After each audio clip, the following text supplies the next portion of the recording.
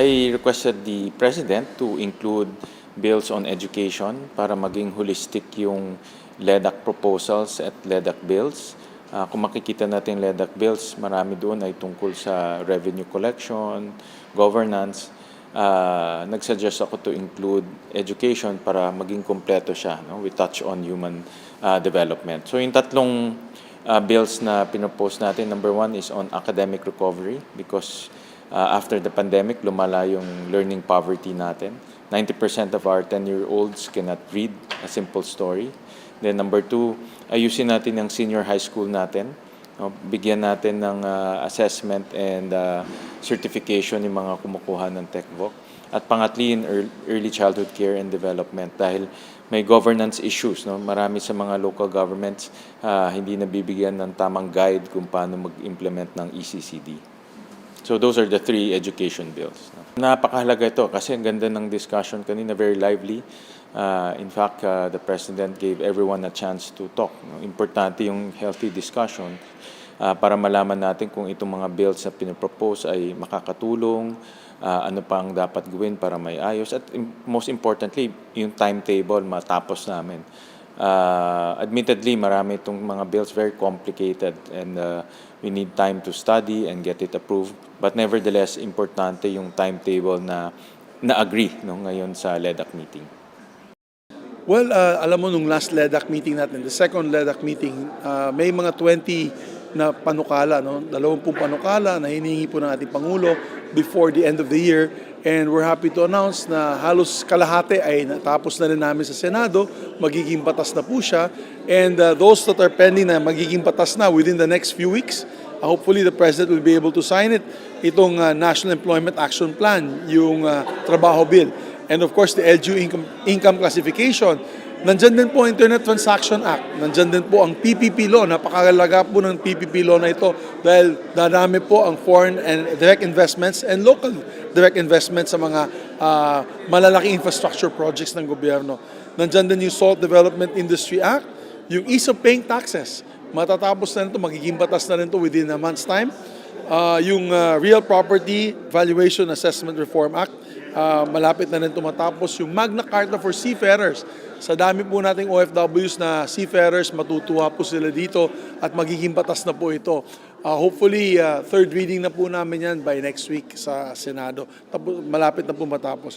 Yung Anti-Agricultural Smuggling Act, ito ay maganda para sa ating mga magsasaka. Tinake up po natin yan. Nung Presidente nagsalita ng matagal tungkol dito dahil alam mo, nasa puso po ng ating Presidente ang ating mga magsasaka, ang mga concerns at needs ng ating mga magsasaka. So we are going to pass it as well by third reading next week sa Senado. Malapit na po matapos, baka nga by Monday tapos na po ito. And we have other measures like the waste to energy bill, may yung of course yung amendments to the Banking Act, to the Bank Secrecy Law, at marami pa pong iba. Marami po sa ating mga panukala ay of course developmental in nature na tumutulong palakasin ang ating ekonomiya. And marami din sa measures natin ay of course revenue measures na kailangan po ng gobyerno. For example, yung taxes on single-use plastics. Yan po ay unang-una, yung single-use plastics ay napakarumi. Yan po ang nagkaklag nagbabara ng ating mga esteros. Yan po ang nakikita po natin sa ating karagatan. So as a proponent to recycling, gustong-gusto ko po yan na at least itong single-use plastics na tinatapon kaagad pagkatapos ng isang gamit ay mapahatulan po ng mga buwis na pwede natin ibalik sa ating kalikasan, pwede natin ibalik sa mga government service programs. And many others. And meron din po tayong PDIDA, the Philippine Defense Industry Development Act, kung saan kung kailangan po ng ating military, Air Force, Navy at Coast Guard ng mga kagamitan, dito na natin, i-prioritize po natin ang magsasagawa po ng mga planta o gagawa po ng mga planta dito sa ating bansa. At syempre kung tatayo po tayo ng barko, ba't pa tayo bibili sa ibang bansa? Dito na lang natin itayo at i-construct. And marami pa po tayong mga kababayan na mabigyan ng trabaho. So ang ganda po ng legislative agenda ng Pangulo. And we will pass this the soonest possible time. Pinakamatagal na end of the year, which is this December, kasama po ng kanyang General Appropriations Act. Well, ang gusto lang niya na maitapos na natin itong mga legislative measures and we committed. We committed. Meron pong additional dinagdag po ng ating economic team and we committed to support this as well. Wala po kami nakikitang controversial. Wala po kami nakikita na magbibigay perwisyo sa ating mga kababayan. Yan ang kagandahan ng itong mga LEDAC meetings na ito. Nakikita po namin ang puso ng ating Pangulo and it is online to help the Filipino people, lalo na sa ating mga mahihirap na mga kababayan. Napakaganda yung ating pangatlong third LEDAC council meeting dito sa Malacanang. At yung ulat galing po sa Batas ng Pambansa sa House of Representatives ay napakaganda kasi yung nag-agree tayo sa 20 na priority measures, common legislative agenda noon sa LEDAC na approvean natin by December of 2023.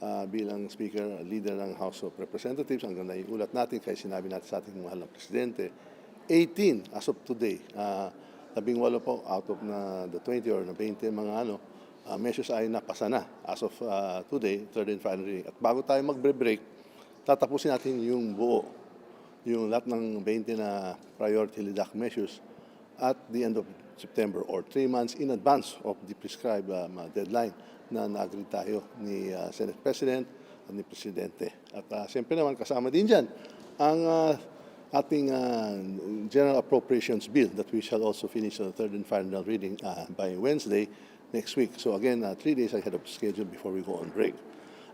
Bukod pa rin yun ay meron din tayong SONA measures, di ba? Yung in-state ni ating mahal na Presidente that meron siyang in-identify na 17. So sa ngayon po, 7 out of the 17 have been passed in third and final reading. And we have assured the President that bago magpasko, lahat ng SONA measures na prescribe niya noong July, tatapusin natin po on the House of Representatives side by December. Kaya lahat po yan itatransmit natin sa ating mga kapatid sa Senado para sila rin ay makakapasa din ito lahat ng mga priority measures.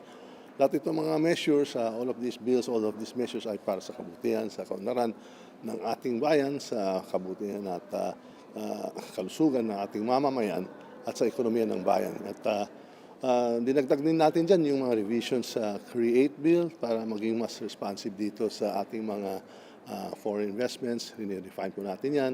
Dito po sa ating Procurements Act, yung Public Act number 9184, we are introducing amendments para maging mas streamlined at para mas maging mas maayos at mas efficient ang delivery of basic projects, programs, and services to our people by streamlining and making it more efficient. Kasi dahil nung napasa yun ng magandang legislasyon, matagal yan, over 20 years ago, so wala pang mga age of technology, kaya marami tayong mga apps, mga technology na pwede natin i-avail of para maging mas mabilis po ang ating mga transactions sa gobyerno.